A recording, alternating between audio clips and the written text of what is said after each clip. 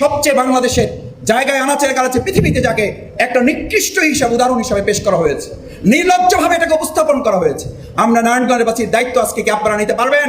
এই নিকৃষ্ট, অবঞ্চিত, লাঞ্ছিত নারায়ণগঞ্জবাসীকে আমরা শুধু বাংলাদেশে নয়, গোটা পৃথিবীর মানচিত্রে এই নারায়ণগঞ্জবাসীকে আমরা সম্মান এবং মর্যাদার জায়গায় অধিষ্ঠিত করবো ইনশাআল্লাহ।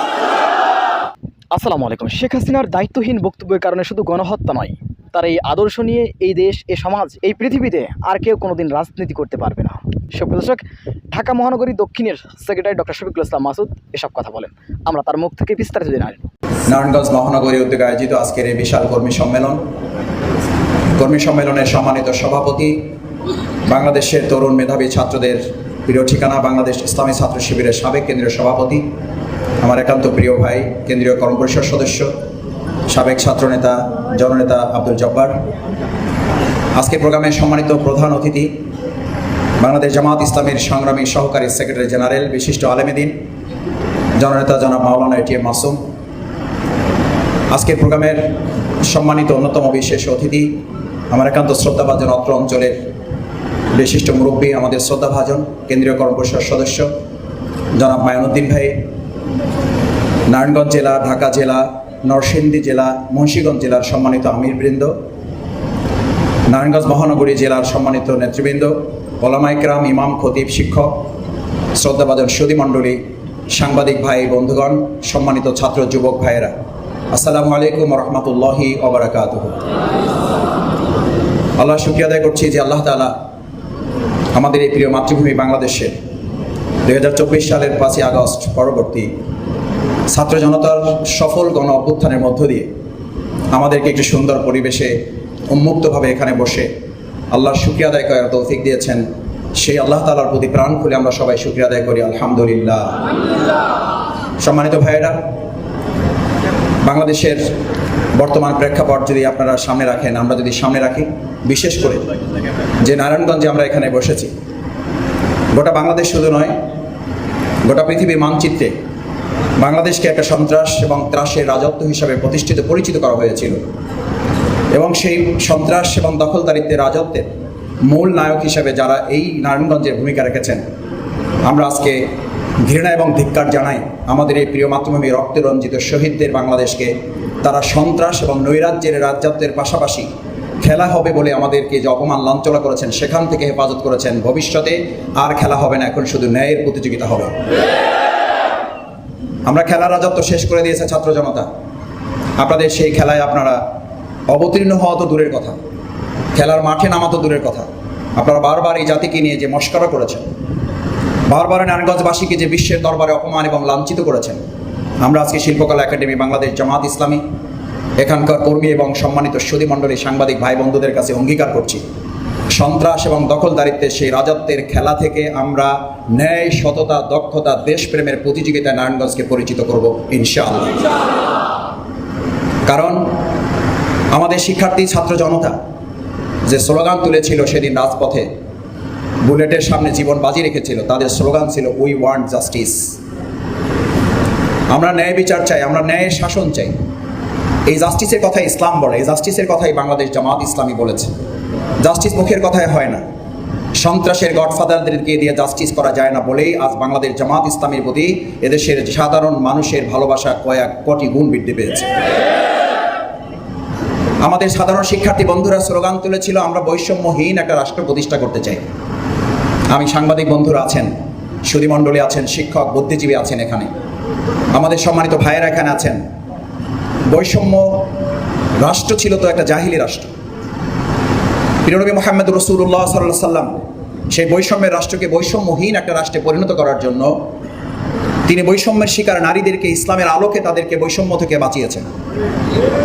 অর্থনীতির বৈষম্য বাঁচাবার জন্য প্রিয় নবী মুহাম্মদ রাসূলুল্লাহ সাল্লাল্লাহু আলাইহি ওয়াসাল্লাম সুদ মুক্ত অর্থনীতি ব্যবস্থা তিনি চালু করেছেন। বৈষম্যহীন একটা রাষ্ট্র গঠন করার জন্য তিনি সামাজিক বিভেদ দূর করেছেন। আজকে যদি আমরা খুব খোলামেলা একটা কথা বলতে চাই, আমাদের সাধারণ তরুণ ছাত্র সমাজ, শিক্ষার্থী এবং জনতা, আমাদের প্রিয় আবু সাঈদ এবং মীর মুগ্ধরা জীবন বাজি রেখে যে বৈষম্যহীন একটা বাংলাদেশের জন্য তারা লড়াই করেছে, এক কথায় যদি বলা যায় তাহলে প্রকৃতপক্ষে বৈষম্যহীন একটা রাষ্ট্রের নিশ্চয়তা দিতে পারে শুধুমাত্র ইসলাম।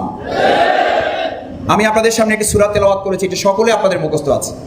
দেখেন, আল্লাহ তাআলা নিজেই ঘোষণা করেছেন। আমাদের অনেকে জিজ্ঞেস করেন, সাংবাদিক ভাইয়েরা জানতে চান, বিভিন্ন রাজনৈতিক দলের ভাইয়েরাও মাঝে মধ্যে আমাকে প্রশ্ন করেন, ফোন করেন, মেসেজ দেন যে মাসুদ অথবা মাসুদ ভাই, এই গণ অভ্যুত্থান পরবর্তী বাংলাদেশে ইসলামের প্রতি, জামাত ইসলাম, ইসলামী ছাত্র শিবিরের প্রতি মানুষের এই ভালোবাসাটা হঠাৎ করে এই গণবিপ্লবে, গণ অভ্যুত্থানে, গণভালোবাসায় পরিণত হলো কেন? আমি তখন তাকে সূরার কথা বলি। আল্লাহ তাআলা যখন তার বান্দা, তার রাষ্ট্রে, তার সমাজে তিনি তার সাহায্য এবং বিজয় দেন, তখন এটা আল্লাহর আরেকটা নেয়ামত। এই সাহায্য এবং বিজয়ের সাথে আরেকটা বোনাস নেয়ামত, ফি দীনিল্লাহি আফওয়াজা। দলে দলে মানুষ মানুষের আদর্শের দিকে ধাবিত হবে না, দলে দলে মানুষ আল্লাহর দ্বীনের দিকে ধাবিত হবে। তারই প্রমাণ বাংলাদেশ জামাত ইসলামী। এটি বাংলাদেশ জামাত ইসলামীর আলাদা কোনো কৃতিত্ব নয়, এটি আব্দুল জব্বারের কোনো কৃতিত্ব নয়, এটি আমিরে জামাত ডক্টর শফিকুর রহমান ভাইয়ের কোনো কৃতিত্ব নয়। এটি যে সাহায্য এবং বিজয়ের উপরে বাংলাদেশের আজকে সুন্দর নতুন আরেকটা স্বাধীনতা আমরা পেয়েছি, সেই স্বাধীনতার সাথে এটা আল্লাহর আরেকটা নেয়ামত যে মানুষ মানুষের তন্ত্র মন্ত্রের দিকে ধাবিত হবে না, মানুষ সমস্ত বৈষম্যের বিরুদ্ধে বৈষম্যহীন একটা রাষ্ট্র প্রতিষ্ঠা করার জন্য ইসলামকে বেছে নিয়ে ইসলামের দিকে তারা ধাবিত হবে। তারই প্রমাণ হচ্ছে আজকে এই শিল্পকলা একাডেমি। ভাইয়েরা, আপনাদের নিশ্চয়ই মনে আছে, এরকম এক পবিত্র জুমার দিনে ঢাকার পল্টনে, বাইতুল মোকাররমে, পল্টন মসজিদে আশেপাশে আমাদের ভাইয়েরা শুধু নামাজ পড়তে যেত। এই আজকের মতো একটু পরে আপনারা যেমন জুমার নামাজ আদায় করতে যাবেন, জুমার নামাজ আদায় করতে যেত। শুধু জুমার নামাজের পর দলে দলে লোকরা মসজিদ থেকে বের হতো। এই অপরাধে তৎকালীন কতিপয় পুলিশের সদস্যরা গেট লাগিয়ে দিয়ে একজন একজন করে বের করতো। মনে হতো ওটা আমাদের বাংলাদেশ না, এটা রক্তাক্ত আরেকটা ফিলিস্তিন। যারা করেছেন তারা কোথায়, জাতি জানতে চায়, জাতি এটাও জানতে চায়। সেদিন আমাদের এই ভাইদেরকে দরজা লাগিয়ে একজন একজন করে বের করতেন আর গুলি তাক করে রাখতেন। ওই গুলি এবং ওই গুলের বুলেট আমাদের বাংলাদেশের এই জনগণের, নাগরিকের ট্যাক্সের টাকায় কেনা। আপনি কোন সাহসে আমাদের ওই মুসল্লিদের মুখে তা ধারণ করেছিলেন? জাতি আরো জানতে চায়। এখন আপনাদের মোবাইলে ভিডিওতে সার্চ দেন, বিপ্লব কুমার সরকার কোথায়? আপনি আজকে এই শিল্পকলা একাডেমি থেকে আমাদের কথা কান খুলে শোনেন সোশ্যাল মিডিয়ার মাধ্যমে। যদি বেঁচে থাকেন তাহলে নিশ্চয়ই আপনার কানে আমাদের আওয়াজ পৌঁছবে। আপনি আমাদের সেদিন মুসল্লিরা বের হতে বাধাগ্রস্ত হয়ে ধ্বনি তুলেছিলেন নারায়ে তাকবীর, আল্লাহু আকবার। আপনি বলেছিলেন এটি জামাত ইসলামী ছাত্র শিবির সন্ত্রাসীদের স্লোগান। আজ কান খুলে শুনে রাখুন, 2024 সালের 5ই আগস্ট পরবর্তী এই বাংলাদেশ শুধু নয়, বাংলাদেশের স্বাধীনতার গ্যারান্টি হিসাবে জামাত ইসলামী ইসলামী ছাত্র শিবিরের জন্য শুধু নারায়ে তাকবীর, আল্লাহু আকবারের স্লোগান নয়, শুধু মুসলমানদের জন্য নয়, এই দেশের 18 কোটি মানুষের জন্য শুধু নয়, বাংলাদেশের প্রত্যেক ইঞ্চি মাটির নিরাপত্তার গ্যারান্টির নাম হচ্ছে নারায়ে তাকবীর, আল্লাহু আকবার। আমাদের সেই নারায়ে তাকবীর, আল্লাহু আকবারকে আপনারা জঙ্গি স্লোগান বলে দিলেন। আপনারা সেই নারায়ে তাকবীর, আল্লাহু আকবারকে জঙ্গি স্লোগান বলে জামাত ইসলামী ইসলামী ছাত্র শিবির এবং মসজিদ থেকে বের হওয়া দাড়ি টুপি মুরব্বীদেরকে আপনারা জঙ্গি বানিয়ে, জামাত শিবির বানিয়ে তাদেরকে সেদিন বাধাগ্রস্ত করলেন, আমাদেরকে জঙ্গি হিসেবে প্রমাণ করার চেষ্টা করলেন। সম্মানিত নারায়ণগঞ্জবাসী, 2024 সালের 5ই আগস্ট এবং তৎপরবর্তী বাংলাদেশের যে চিত্র এখন আমাদের সামনে আছে, আমাদের মানুষ, এদেশের জনগণ শুধুমাত্র 3টি আশায় আমাদের এই বাংলাদেশের জন্য তারা রক্ত দিয়েছে। আমাদেরকে অনেকে বলেন এই দায়, এই মানুষের জীবন, এই রক্ত, এই হাত, এই পা, এই চোখ হারানো। আমরা তো এখন যত দিন যাচ্ছে তত লাশের সংখ্যা, এখনো শহীদের সংখ্যা বাড়ছে। এখন আহত পঙ্গুত্ব মানুষের কান্নার ধ্বনি থামেনি।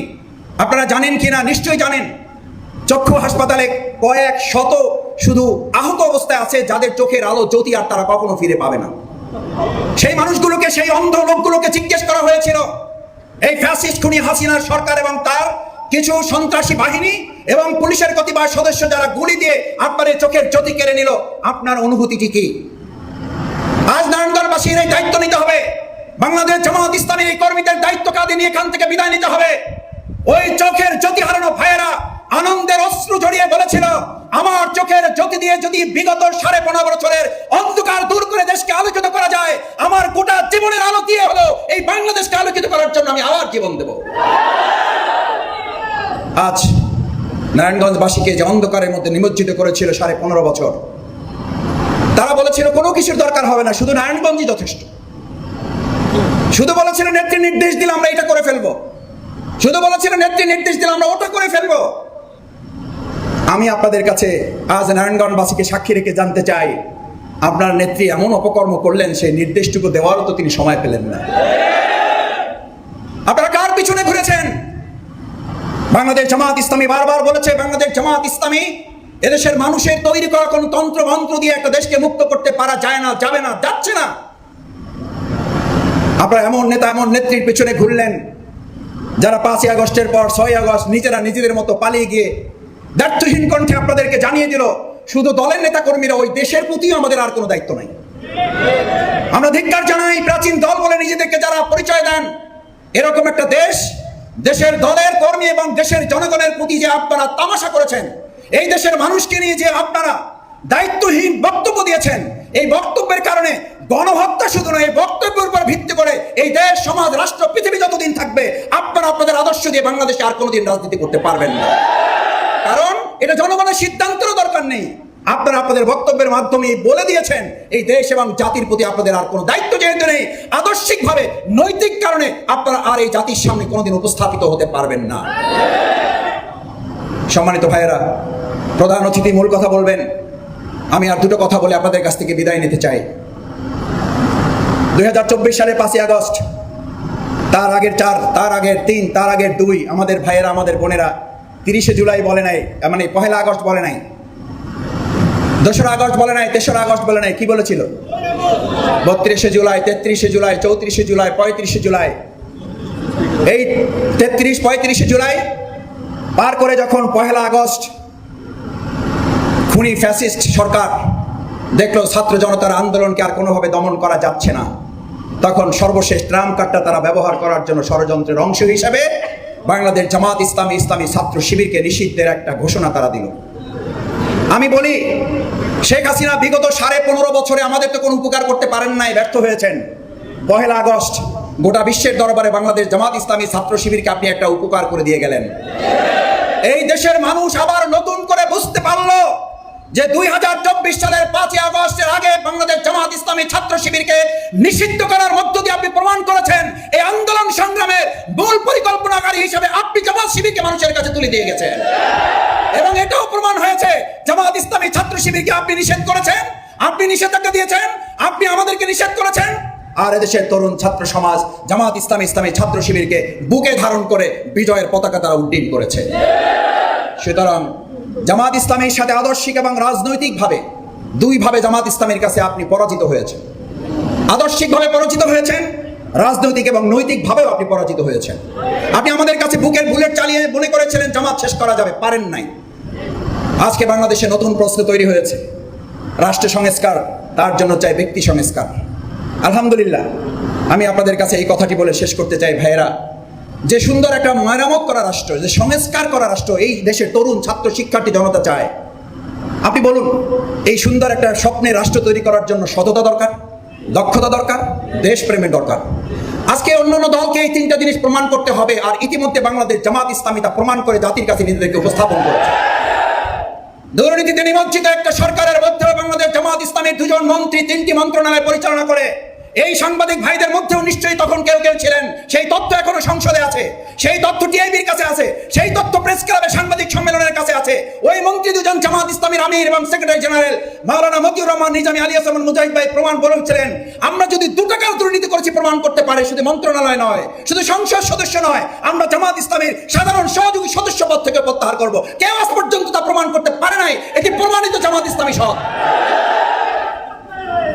সুতরাং সততার দিক বিবেচনায় যদি আপনি এটি প্রমাণ করতে চান, আলহামদুলিল্লাহ বাংলাদেশ জামাত ইসলামী সেটি মুখে নয় বাস্তবে প্রমাণ করতে আমরা সক্ষম হয়েছি।